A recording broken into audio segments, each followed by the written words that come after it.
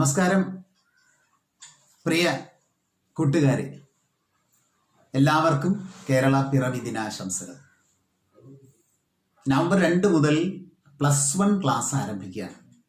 നേരിട്ട് സ്കൂളിൽ പോയി ക്ലാസ് കേൾക്കാൻ പറ്റില്ല എന്ന് നിങ്ങൾക്കെല്ലാം അറിയാം. ഇപ്പോൾ ഡിജിറ്റൽ ക്ലാസ് ആണ് ഉള്ളത്. നിങ്ങൾ ക്ലാസ് കേൾക്കുമ്പോൾ ശ്രദ്ധിക്കേണ്ട കാര്യങ്ങൾ: 1, ക്ലാസ് പൂർണ്ണമായിട്ടും ശ്രദ്ധിച്ചിരുന്ന് കേൾക്കുക. കേൾക്കുമ്പോൾ സംശയങ്ങളുണ്ടെങ്കിൽ ഒരു പുസ്തകം കയ്യിൽ വെച്ച് കുറിച്ചെടുക്കുക. അത് സംശയം തീർക്കാൻ പറ്റുമോ എന്നറിയാൻ വിക്ടേഴ്സ് ചാനൽ അത് റിപ്പീറ്റ് ചെയ്യുമ്പോൾ കാണാം. എന്നിട്ടും പറ്റിയില്ലെങ്കിൽ യൂട്യൂബ് ചാനലുണ്ട്, അത് ഡൗൺലോഡ് ചെയ്ത് കാണാം. പലതവണ ക്ലാസ് നമുക്ക് കാണാൻ പറ്റും. അതും കഴിഞ്ഞ് സംശയം ഉണ്ടെങ്കിൽ നിങ്ങളുടെ അധ്യാപകരോട് ചോദിക്കാം, അവരതിന് മറുപടി പറയും. ഒപ്പം നിങ്ങളിപ്പോൾ ഉന്നത വിദ്യാഭ്യാസ രംഗത്തേക്ക് വന്നിരിക്കുക. +1 തുടർന്ന് +2, ഇനി ഇതാ ഡിഗ്രി, പോസ്റ്റ് ഗ്രാജുവേഷൻ ആകും. അപ്പം എന്താണ് ഉന്നത വിദ്യാഭ്യാസം എന്ന് മനസ്സിലാവണം. 10ാം ക്ലാസ് വരെ പഠിച്ച കാര്യങ്ങളൊക്കെ തന്നെയാണ്, അതേ വിഷയങ്ങളൊക്കെ തന്നെയാണ് മിക്കവാറും ഉയർന്ന ക്ലാസ്സുകളിൽ ഉണ്ടാവുക. പക്ഷേ ഉന്നത വിദ്യാഭ്യാസത്തിൽ ആ വിഷയങ്ങളിലെ ആശയങ്ങൾ കുറെ കൂടി ആഴത്തിൽ മനസ്സിലാക്കണം. ഇതാണ് വ്യത്യാസം. അറ്റോമിക് സ്ട്രക്ചറിനെ കുറിച്ച് 10ാം ക്ലാസ് വരെ പഠിച്ചിട്ടുണ്ടെങ്കിൽ +1നും +2നും ഡിഗ്രിക്ക് എത്തുമ്പോൾ അതങ്ങനെ ആഴത്തിലേക്ക് പോകും. ഇത് മനസ്സിലാക്കലാണ് ഏറ്റവും പ്രധാനപ്പെട്ട കാര്യം. നമുക്ക് തോന്നും 10ാം ക്ലാസ്സിൽ പഠിച്ച അതേ വിഷയം തന്നെയാണല്ലോ +1ന് വരുന്നത്, അതുകൊണ്ട് അന്ന് പഠിച്ച പോലെ തന്നെ പഠിച്ചാൽ പോരാ.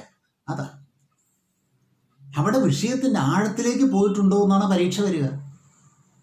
വിഷയം കേട്ടിട്ടുണ്ടോ എന്നല്ല, വിഷയത്തിൻ്റെ ആഴത്തിലേക്ക് പോയിട്ടുണ്ടോ നിങ്ങൾ, അതാണ് പരീക്ഷ.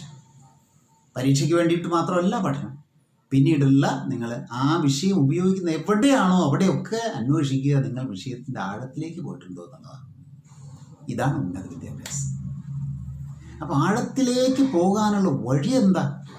ഏറ്റവും നല്ല വഴി വായനയാണ്.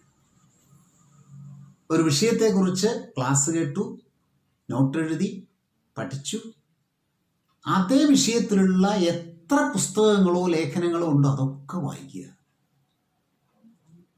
അപ്പോൾ വായനയിലൂടെയാണ് നമുക്ക് കൂടുതൽ ആഴത്തിലേക്ക് പോകാൻ. പിന്നെ നിങ്ങളെക്കാൾ കൂടുതൽ അറിവുള്ള നിങ്ങളുടെ കൂട്ടുകാരോ അധ്യാപകരോ അച്ഛനോ അമ്മയോ അവരോട് ചോദിക്കുക, ചർച്ച ചെയ്യുക. ഇതാണ് ഒരു വഴി. രണ്ടാമത്തെ വഴി, പ്രാഥമിക വിദ്യാഭ്യാസത്തിൽ വിവരശേഖരണമാണ് കൂടുതൽ. അറിവുകൾ ശേഖരിച്ചു വയ്ക്കുക. ഉന്നത വിദ്യാഭ്യാസത്തിൽ അത് അറിവാക്കി മാറ്റുന്ന പ്രക്രിയയാണ്. ഇൻഫർമേഷനെ നോളജ് ആക്കി മാറ്റുന്നത്.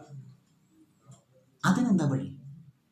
അതിനുള്ള വഴി ആ വിഷയത്തിൽ എപ്പോഴും നിങ്ങൾക്ക് സ്വയം ചോദ്യം ഉണ്ടാവുക എന്നുള്ളതാണ്, അന്വേഷണം ഉണ്ടാകുക എന്നുള്ളതാണ്. വെറുതെ അങ്ങനെ കേട്ടിരിക്കുകയല്ല, കേൾക്കുമ്പോൾ മനസ്സിലത് എന്തുകൊണ്ടാണ് എന്ന ചോദ്യം ഉണ്ടാകുക. അപ്പോൾ വിഷയത്തിൻ്റെ ഉള്ളിലേക്ക് പോകാൻ പറ്റും. എൻ്റെ ഷർട്ടിൻ്റെ നിറം എന്താ? പെട്ടെന്ന് നിങ്ങൾ ഉത്തരം പറയുക പച്ചയാണ്. അത് വിവരമാണ്. അറിവിലേക്ക് പോകണത് എങ്ങനെയാണ്?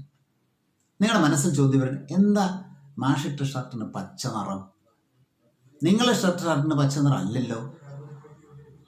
അത് നിറം എന്ന മേഖലയിൽ അറിവിലേക്കുള്ള അന്വേഷണമാണ്, അറിവിലേക്കുള്ള യാത്രയാണ്.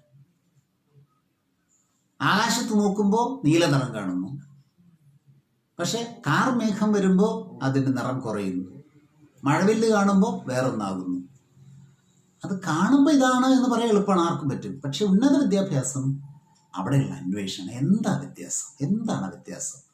അന്വേഷണത്തിൽ വിവരങ്ങൾ അറിവായിട്ട് മാറും. അതിനേക്കാൾ ഉയർന്ന വിദ്യാഭ്യാസത്തിൽ ആ അറിവ് ജ്ഞാനമായിട്ട് മാറും. കൂടുതൽ അന്വേഷണം.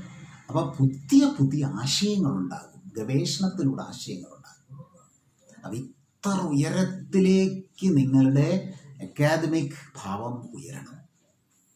അന്വേഷണം, സ്വയം ചോദ്യം ചോദിക്കുക, ചിന്തിക്കുക, ഇതാണ് വളരാനുള്ള വഴി. സംവദിക്കുക, സംവാദാത്മകമാകണം പരസ്പര ബന്ധങ്ങൾ. അങ്ങനെ വിവരത്തിൽ നിന്നും അറിവിലേക്കുള്ള യാത്രയാണ് നിങ്ങൾ തുടങ്ങുന്നത്. വിവരങ്ങളിൽ നിന്നും അറിവിലേക്കുള്ള യാത്ര, ഇതാണ് ഉന്നത വിദ്യാഭ്യാസം. അവിടെ നിന്ന് ജ്ഞാനത്തിലേക്കുള്ള യാത്ര, അതിനേക്കാൾ ഉയർന്ന വിദ്യാഭ്യാസം.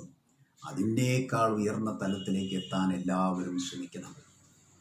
2-ാം തീയതി മുതൽ ഈ യാത്രയ്ക്കാണ് നിങ്ങൾ തുടക്കം കുറിക്കുന്നത്.